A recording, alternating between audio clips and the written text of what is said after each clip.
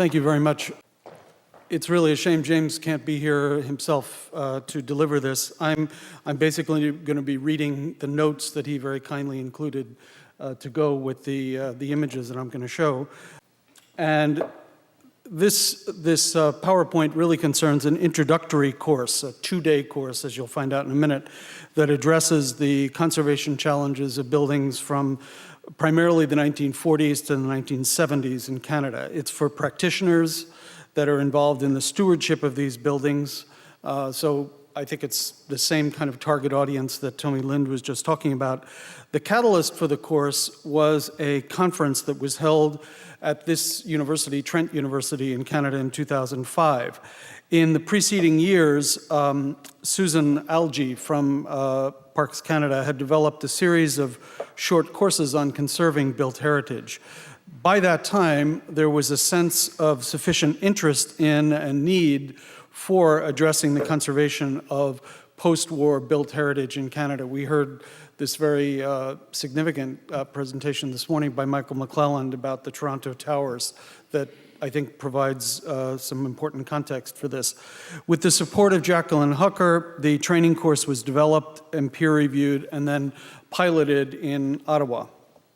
In recent years, a fuller understanding of the built legacy of modernism in Canada has emerged through research and projects at a local level with engagement among peers at a pan-Canadian scale and benefiting from periodic exchanges with the global heritage conservation community.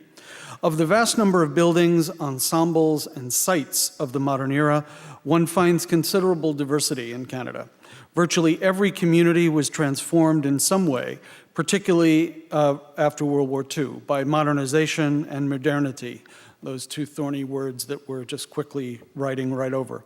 There are multiple narratives, rich, diverse, and intertwined, which engage cultural, social, aesthetic, and technical dimensions, as we've been hearing throughout the day today. It's the resonance between the local and the global, and between tradition and invention, that gives the legacy of the modern era across Canada its diversity, as well as its specificity. The learning objectives for the course were honed over several years. Essentially, the goal with this course has been to sensitize participants to the issues of modern built heritage and its conservation. I'll just interject that I think in this respect it's quite different, even though the target audience is similar to what Tommy Lind just explained. The focus of this course is a bit different. Of the 3 key objectives, the first is for participants to develop an understanding of the history of modern architecture, specifically from the 40s to the 70s. The second objective is for participants to develop an understanding of the principles of conservation decision-making for modern heritage, including a multidisciplinary approach, a values-based decision-making founded on the reasons for significance, and evidence-based decision-making focused on sound technical and scientific knowledge. Finally, the third objective is for participants to develop an understanding of conservation issues that are specific to modern built heritage. The instructors include a heritage planner, an architectural historian, a heritage policy advisor, and a conservation architect. And in this case of the architect, it was James himself. Susan Ross was involved in developing the pilot course in 2005, and there are occasional guest speakers, typically a local architect. The focus of the course is on buildings, while acknowledging the important role of both interiors and landscapes. For policy reasons, the course focuses on buildings that have a heritage designation. However, it's recognized that there are increasing numbers of buildings achieving designation throughout every year. So there is some liberty taken in using examples of buildings that, while they might not yet be formally designated, have potential to receive some form of designation in the future. Regarding the specificity of modern heritage, the course acknowledges the quantity and breadth of the legacy and the enormous range in quality from the exceptional, such as this example, to the ordinary. The course also acknowledges that there is not yet a uniform level of support for conservation efforts. The participants of the course are familiar with some of these challenges, the lack of appreciation, code compliance issues, and so on. A key reference for the course is the Standards and Guidelines for the Conservation of Historic Places in Canada, which were updated in 2010 to address, among other issues, quote, recent heritage, including the specific issues of conserving modern materials and assemblies, unquote. The Standards and Guidelines integrates modern architecture, but more broadly, modern heritage in the form of cultural landscapes and engineering works in addition to buildings.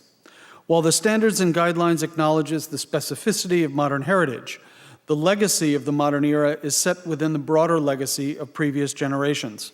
It's also set within the broader field of heritage conservation, as opposed to sitting apart from it. The course is aimed at those who make decisions that affect the stewardship of modern heritage buildings or influence the decision-making. There are many architects who take the course, but there are also engineers, landscape architects, planners, technologists, building managers, and historians. Participants come from both public and private sectors. Given that the course participants will be involved with many buildings in the future, it's useful if they see themselves as potential first responders with respect to conserving modern built heritage. While they may be involved in a building or a project for any number of reasons, they may be the first person to ask questions about the significance of the building and the need for responsible conservation decision-making. With respect to the pedagogical methods, these were chosen to encourage discussion and dialogue among the participants, each person bringing their own particular experience and knowledge. The course is structured primarily on a series of illustrated talks, interspersed with site visits, case studies, and team exercises. So just very briefly, as an overview of the course, the first day, again, I just want to emphasize this is a 2-day course. The first day focuses on the values-based aspect, the second day on the evidence-based aspect. That is, the course becomes increasingly technical as it moves into the second day. It moves from the significance of modern built heritage to more technical conservation issues. The first learning module is about evaluating the significance of modern built heritage based on historical research and established criteria, considering the full range of possible values. In addition to a discussion of the various types of values, there are a few particular points stressed. First, one should consider more than just the aesthetic values of modern architecture. Second, one should carefully consider the potential values of subsequent alterations and additions. Third, one should consider that these places may have material values. And finally, one should consider the broader value to the community, that is, the building and its role within a cultural landscape. All of this is meant to underline that the starting point for conservation is articulating the importance or significance of the place for past, present, and future generations. Regarding the history of post-war modernism, it is discussed in terms of the influence of international ideas in planning, urban design, architecture, landscape architecture, engineering, and the allied arts, and the way those ideas have been adapted and interpreted to distinct cultural and physical contexts across Canada. This was a period of urbanization and intense economic expansion, and there was considerable government investment intended to build a civil society based on social democratic values. We heard a lot more about that this morning through Mr. McClellan's talk. This legacy also represents distinct ideas and approaches generated from within Canada, responding to existing traditions, patterns, forms, and meanings, as well as reacting against them. We speak about the architecture of the modern era in Canada as an evolution as much as a revolution. There's a team exercise in the course called Documenting Heritage Values. Each group of 4 to 6 persons is given a text that describes the heritage values of a particular building. That is the first half of a statement of significance. The preference is to use a building that is not well known. This reinforces the fact that one should avoid snap judgments about significance based solely on visual criteria. The participants visit the building with the task of identifying the character-defining elements, that is, the setting, forms, spatial configurations, and relationships, materials and assemblies, and uses that transmit the identified heritage values. This is followed by a group discussion of the results, which may be used for a subsequent site exercise on day 2. There is also a case study on stewardship, which illustrates an approach to guiding conservation decision-making that is multidisciplinary, values-based, and evidence-based. This case study of conservation guidelines illustrates the links between values and character-defining elements. This project, published in the Docomomo Journal, demonstrates the role of building-specific guidelines to encourage conservation of the most significant spaces and elements, and permit more flexibility in those areas that are less significant. On the second day, each of the learning modules is based on a single family of building materials: metals, concrete, stone, etc. While there might be other ways to approach this subject, by focusing on individual materials or families of materials in each module, there is the opportunity to reinforce common themes over the course of the day. And he then lists 6 of these themes: technical innovation and experimentation. Secondly, industrialization and prefabrication of building materials and assemblies. Third, the importance of building assemblies. In other words, numerous individual materials, each performing a specialized role within an assembly. Again, he doesn't use the term buildings physics, but I think that's what is at work here. And fourth, a characterization of craftsmanship within the modern era. Fifth, the role of building systems, particularly comfort systems, and their integration within the architecture. And finally, the evolution of the construction industry and building trades. In each of the materials modules, there's an explanation of inherent properties of the materials, technical and production innovations in the 20th century, and how the materials were used in new ways, as well as familiar ways. This illustrates the role of the materials in expressing themes such as modernization and modernity. The specific aspects of performance and deterioration are explained, followed by a discussion of evaluating condition and determining underlying causes of deterioration. Finally, a range of conservation options are presented, from maintenance to repair and replacement. Within each teaching module on a family of materials, there is a team exercise within the classroom. In this example for metals, each team is asked how they would approach this curtain wall of a building in Montreal designed by Mies van der Rohe, and the deterioration to the anodic layer on the aluminum. Finally, the course concludes with a site exercise in which the groups are asked to analyze various proposed changes to the building that they examined on day 1. They are asked to prepare and present a heritage impact assessment for discussion with the larger group, and they must justify their position based on the statement of significance, their observations, and the standards and guidelines. Here are some basic facts and figures. He says that the course has been offered in a variety of cities, ranging in population from 100,000 to 2.6 million. In each case, the preferred venue is a modern heritage building. The venues have included the National Library, a place of worship, and an agricultural research laboratory, among others. Feedback is sought from participants each time the course is offered, and in one case, there was a detailed follow-up several months later. The response from participants has been very positive and consistently so.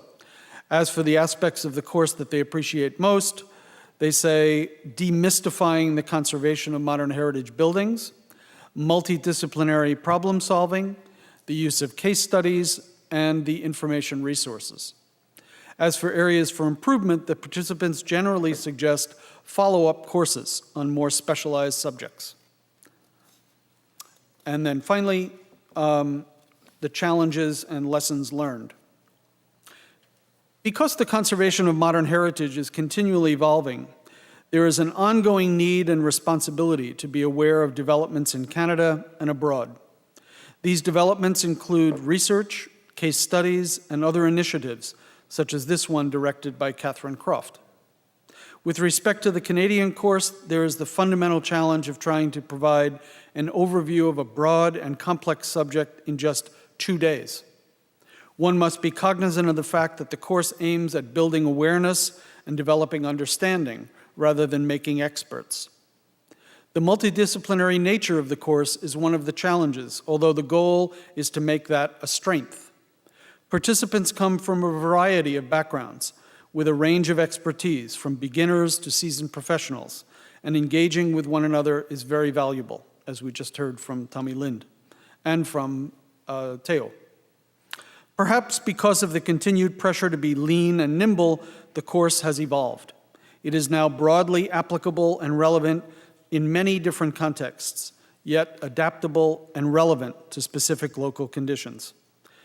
This has been achieved by engaging local practitioners and developing site exercises at each venue. Thinking ahead to future developments, and this is very much due to Susan Alge's vision, in the short term, it is the goal to establish partnerships with education and nonprofit organizations. In the longer term, it has always been the intention to publish a course manual and to offer the course in French. Beyond that, it might be possible to respond to the participants' recommendation for a syllabus of courses, each 1 or 2 days long, which would follow the introductory course. These specialized short courses would focus on conservation of specific modern materials and assemblies, and further integrate sustainability objectives. He wants to close by saying that the course puts conservation first.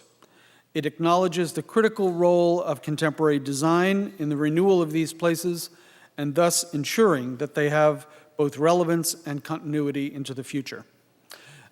So I thank you on his behalf, and he also wanted to thank the GCI and all of you for the chance to share this, the lessons and the content of this course that will hopefully lead to some interesting discussion in the context of what we're doing here in the colloquium. Thank you.